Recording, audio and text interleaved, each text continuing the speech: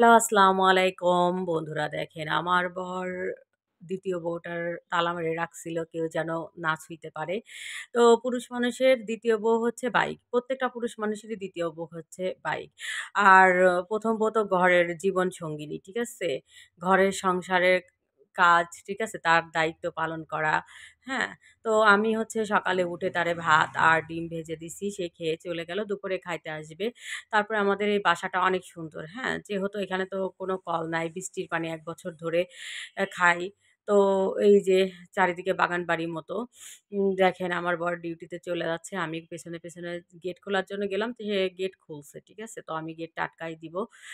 দেখেন এটা হচ্ছে বাড়িওয়ালা উপরে থাকে আর সব নৌবাহিনী থাকে। আমি থাকি পেছনের আ আ বাসায়। ওটা হচ্ছে ৩ তালা নিচতলায় থাকি। দেখেন আমার বর গেট খুলতেছে। দেখেন পুলিশদের কত কষ্ট। রাত ৮ঃ০০ সকাল ৮ঃ০০ থেকে রাত ৮ঃ০০ পর্যন্ত ডিউটি। আর যেদিনকে নাইট থাকে রাত ৮ঃ০০ থেকে সকাল ৮ঃ০০ পর্যন্ত ডিউটি থাকে। পুলিশরা এত জনগণের সেবা দেয়, তারপরেও পুলিশদের মানুষকে পেছনে পুলিশদের গালি দেয়। কিন্তু মানুষ এটা ভাবে না যে পুলিশরা কত উপকার করে।